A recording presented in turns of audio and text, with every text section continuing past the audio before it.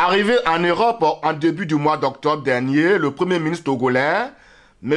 Artem Kwesi Seliagodji Ahmed-Zounou, et la délégation qui l'accompagne ont participé le jeudi 4 octobre à Paris au Forum Afrique 2012 au centre de conférence de l'Organisation de coopération et de développement économique OCDE sur le thème « Quelle politique pour promouvoir l'emploi des jeunes en Afrique ?» Après donc sa communication sur la question de la formation et des compétences pour le marché de l'emploi en Afrique, M. Artem Zounou a profité de son séjour parisien pour entamer un marathon médiatique en relation avec la politique gouvernementale et la situation sociopolitique du pays à l'approche des élections législatives. Suivons ici le point de presse du Premier ministre togolais tenu ce vendredi 5 octobre 2012 dans un chic hôtel parisien. On a l'impression que le Togo peut le faire. Mais quand on arrive à Lomé, on n'a pas cette impression. Alors quand vous rencontrez par exemple M. Abdou Diouf, comme ça a été le cas il y a 2 jours, quand vous rencontrez Mme Le Gall, qu'est-ce que vous leur dites? J'ai une question par rapport à la rencontre d'hier à l'OCDE. Le thème c'était l'emploi des jeunes. Franchement, l'emploi des jeunes, ça fait des années qu'on en parle et on fait toujours des réunions, des grandes rencontres. Là-dessus, on a l'impression qu'au final, c'est toujours la même chose qui est dit et rien ne change. Et je voulais avoir un peu votre position là-dessus. Merci. Aujourd'hui, il reste qu'une partie de l'opposition radicale ne s'implique pas dans cette démarche. Il reste qu'on demande une clarification sur les détentions électorales pour les législatives comme pour les présidentielles dans 3 ans. Alors vous, depuis quelques mois que vous êtes là, dans le cadre de votre action, qu'est-ce que vous pensez pouvoir apporter pour pacifier la vie politique togolaise définitivement, la faire avancer dans l'esprit républicain, le mot que vous avez utilisé tout à l'heure, sachant donc quelle sera votre contribution personnelle pour aller plus loin dans le dialogue interpolitique togolais et dans la mise en place d'une dynamique démocratique permanente au Togo, sachant que au moment de votre nomination, certains pensaient que personnellement, vous n'êtes pas quelqu'un qui dialoguait facilement, etc., etc. Voilà, merci beaucoup, monsieur le Premier ministre. Merci. On va permettre au Premier ministre de répondre. Mais en prenant votre question, la rapprochant de celle de M. Tedka pour la situation politique, je voudrais d'abord dire que c'est vrai que notre situation politique aujourd'hui est un peu le fruit du dialogue politique qui aboutit à l'accord politique global, qui donc a balisé le chemin et qui crée les conditions pour que les choses se déroulent de manière progressive, en améliorant le processus démocratique, en créant les conditions de la confiance, du dialogue permanent. Tout cela figure dans l'accord politique global. Les institutions sont mises en place au fur et à mesure pour répondre à toutes ces questions. Et donc, pour dire les choses très simplement, depuis 2006, tous les cadres, tous les moyens, toutes les possibilités existent pour que le dialogue soit permanent dans le futur à tous les niveaux. Mais à chaque fois, il y a, c'est vrai, une tendance de la classe politique qui veut toujours, pour quelle raison, je ne sais pas toujours, montrer que le Togo est permanemment et éternellement en crise. À chaque fois, on dit vous êtes en transition, vous êtes en crise, alors nous ne voyons jamais la crise, on ne la voit jamais finir, on ne sait pas comment elle commence. Mais on veut toujours donner ce sentiment-là. Même quand nous avons été félicités en 2007 pour la bonne organisation des élections législatives, et puis pour celle de 2010, ça n'a pas empêché que dès que les élections sont terminées, nous revenions à la case de la crise permanente. Je crois qu'il y a des gens qui ont une stratégie politique de ce genre. Bon, je souhaite simplement que cette stratégie, un jour, vise à la preuve que c'est une voie sans issue et qu'il faut faire autre chose. Tout ce que nous souhaitons, ça me permet de répondre à M. Tedka pour dire, moi je n'ai pas à juger la valeur de ceux qui ont cette stratégie-là. Maintenant, ce qui est bien, c'est que nous sommes dans un État démocratique républicain qui a à échéance régulière, il y a les élections législatives et puis l'élection présidentielle. Donc je souhaite que nous nous mettions ensemble, que nous préparions ces élections pour qu'elles se déroulent dans les meilleures conditions et que les résultats de ces élections permettent à chacun de se situer. C'est tout ce que nous souhaitons.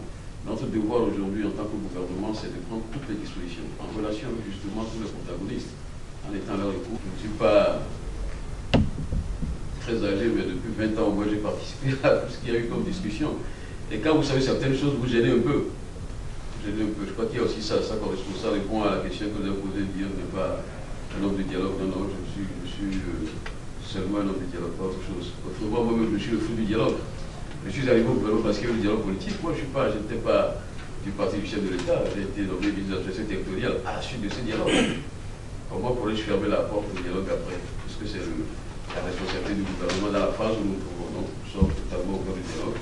Nous allons faire la démonstration en les invitant, dès que nous avons pris la responsabilité, un mois après, en les invitant à la discussion. J'ai appris que certains disent qu'ils ne sont pas venus parce que vous n'êtes pas invités en tant que collectif. C'est totalement faux. La première invitation a été envoyée au collectif Sauvons le Togo et à la coalition arc-en-ciel. Ils n'ont pas répondu.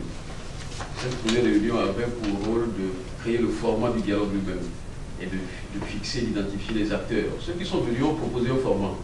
Ce format voulait qu'on invite maintenant les partis politiques en les dissociant de la société civile. Donc nous les avons invités en tant que partis politiques. Ils ne sont pas venus. Lorsque la CDAO est passée, il dit nous serons venus si on avait invité en tant que collectif. Lorsque j'ai montré à M. Ouédraogo le courrier qui leur a été donné, il y avait les décharges qui ont été faites, les invitant comme collectif et comme coalition. Il dit mais on est dans quel monde? Moi, ça c'est la réalité. C'est ça qui crée la crise artificielle que vous avez sur les médias.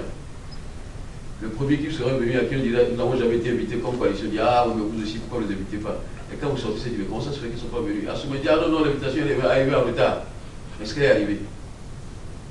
On a toujours des réponses à ces genres de situations. Et puis ce fait que dans notre pays, c'est celui qui parle plus vite et qui parle plus fort qui a toujours raison.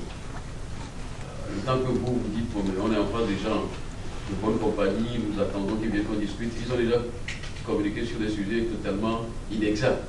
Et vous êtes obligé de courir après de rattraper. Bon, mais en tant que gouvernement, nous aussi avons la responsabilité de comprendre ces choses-là et de prendre des dispositions. C'est ce que nous faisons désormais. Mais pour le reste, les manifestations se déroulent dans un cadre républicain, il n'y a pas de problème, il n'y a pas de violence, elles se déroulent. Les gens ont choisi la voie de la marche hebdomadaire depuis mars 2010. Bon, c'est un choix. Nous, on n'a pas apporté de jugement dessus. L'essentiel, c'est que ça se fasse en respectant la liberté des autres. Maintenant, se sont greffés sur ça de nouvelles manifestations proposées par ce qu'on appelle le collectif Sauvons le Togo, composé d'associations de la société civile et de partis politiques. Il se fait simplement que même ceux qui dirigent ce collectif, en d'autres temps, avant d'être responsable du collectif, trouvaient le moyen de venir discuter avec nous sur d'autres sujets. Pourquoi est-ce qu'on n'a pas continué? Nous ne savons pas, il doit y avoir des objectifs. Nous avons observé aussi simplement que, en réalité, ce n'est pas l'amélioration des conditions des élections. Le vrai problème, c'est 2015. Nous sommes en 2012. Il faut faire les élections législatives d'abord.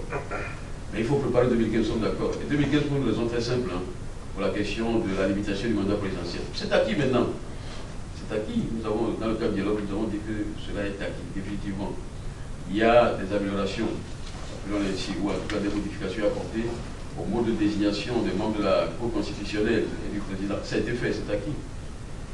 Certains ont posé des problèmes sur le découpage électoral, c'est acquis. Nous sommes revenus au découpage de 2006-2007 avec l'idée d'ouvrir de nouvelles discussions après ces élections, mais en tenant compte des observations faites par ceux qui nous accompagnent, l'Union européenne, la francophonie, disant qu'il faut augmenter le nombre de députés dénommés. Dans le cadre d'une grande circonscription du Grand Lomé, nous avons augmenté le siège de 2, ce qui fait que ça passe de 7 à 9 pour l'ensemble de la pratique du Golfe de Lomé. Voilà des avancées que nous avons faites qui montrent donc qu'il y a une volonté de la part du gouvernement d'avancer. Maintenant, chacun doit se positionner par rapport à cette avancée. Nous avons simplement observé que nous n'avons pas eu encore de positionnement clair par rapport à cette avancée. Nous entendons ceci, nous entendons cela. Mais nous avons répondu à ces questions posées par ces collectifs et cette coalition alors qu'ils n'étaient pas au dialogue. Nous avons répondu à leurs attentes. Ça veut dire que nous tendons la main toujours, nous la maintenons de manière permanente en leur direction. Et donc nous faisons tout pour que les choses se fassent avec leurs conditions. Parce que je peux répondre globalement. Par rapport à ce que nous avons discuté avec M. Aboudiou, Mme Le Gars, nous avons expliqué la situation, nous avons dit aux autorités françaises une seule chose.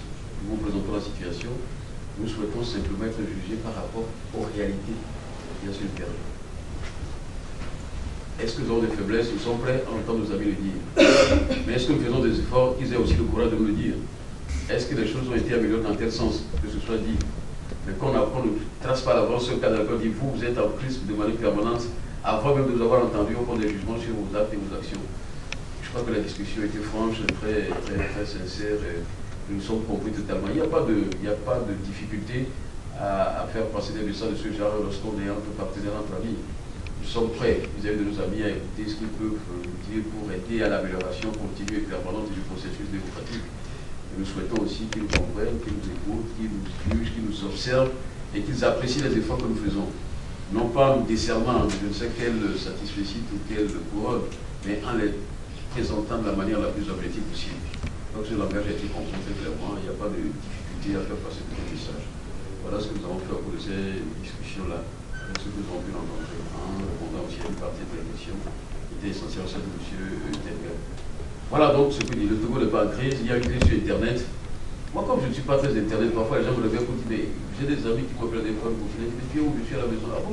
Mais pourtant, je dis, non, je suis. Ah bon? Qu'est-ce que tu fais? Je dors. Ah, comment tu fais de bien cette heure-ci? Je dis, mais il se passe rien. Ah, vous êtes certain? Je dis, j'appelle le village. J'appelle le village. Je dis, tu es où? Il dit, non, qui était au bureau. Je dis, mais les mouvements là-bas, il dit, non, ils sont passés par la plage, et puis ils sont arrivés au palais des congrès, ils sont là-bas, ils partiront à 21h. Est-ce que ça doit m'empêcher de dormir?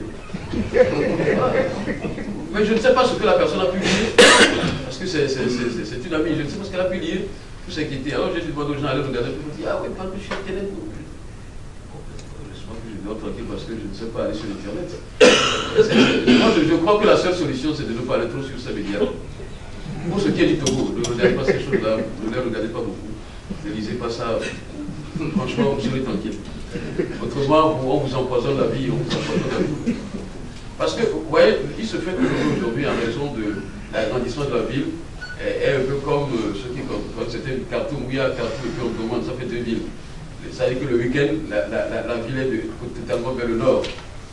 Alors donc, quand les gens sont en train de manifester en dessous de la ville le samedi, les gens font leurs courses du côté nord. Ils ne savent même pas qu'il se passe des choses. Mais ceux qui sont sur Internet disent, mais le pays a feu et à sang. Et puis quand on posait la question à quelqu'un, il dit, mais non, je ne suis pas descendu ce matin, il s'est passé quelque chose. Il dit, ah bon, donc ça va. Ça veut donc dire que, bon, chacun de son côté, pendant que les gens font leurs courses le week-end, d'autres marchent, c'est un choix. Il se fait maintenant que vous pouvez avoir des marchés du côté nord de la ville et vous ne pouvez pas descendre au grand marché de Lomé qui est du côté sud, que vous faire vos courses pour la semaine, pour ceux qui travaillent. Et donc, quand ces gens-là font ces courses avec de nouvelles avenues bien tracées, et qui font de Lomé une nouvelle ville, bon, ben, ils ne peuvent pas aller sur Internet et s'empoisonner la vie. Mais ceux qui sont en dehors passent leur temps sur ça, à scruter, à pianoter, et puis disent, mais mon Dieu, ici il y a eu 2 morts, ici il y a 3 morts, et puis après vous cherchez les morts, vous ne les trouvez pas. Nous avons même vu des morts sur les journaux. On a cherché jusqu'à ce jour, ce mort, on n'a pas encore trouvé. Il n'y en aura pas, par la grâce de Dieu. En tout cas, nous verrons ce que les choses se passent dans les meilleures conditions, de façon républicaine. Honnêtement, franchement, je crois qu'il faut sortir un peu de cette stratégie qui consiste à embrigader les gens dans une vision un peu de la pensée unique. Le Togo est un pays qui doit être en crise. Quoi qu'on fasse, le Togo est en crise. Et donc il faut passer des informations, mettre sur Internet, et diffuser sur certains médias, monter des images. La dernière fois, je voyais, après, quand j'étais sur TV5, mon a été interviewé au cours du journal, pour montrer qu'il y a des manifestations. Ils ont montré de vieilles manifestations de l'UFC qui est maintenant au gouvernement. Ça me faisait rigoler, je n'ai pas voulu rectifier en disant non, mais ce que vous montrez là sont au gouvernement. Je dis, c'est pas nécessaire. Parce qu'il faut trouver des images pour montrer qu'il se passe des choses. Or, ces images-là datent de l'époque où l'UFC n'était pas encore au gouvernement. Et il fallait montrer ça pour montrer qu'il y a la crise. Mais quand vous voyez les gens qu'on montrait, ils sont au gouvernement, vous dites, mais alors, la crise, elle est où? Donc, il y a des images qui existent, qu'on sort, qu'on réchauffe régulièrement pour montrer que le pays a. Bon, mais est-ce que vous pourriez? Notre seul devoir, c'est de leur dire, non, c'est pas exact. Maintenant, s'ils ne veulent pas le faire, qu'est-ce que nous devons faire?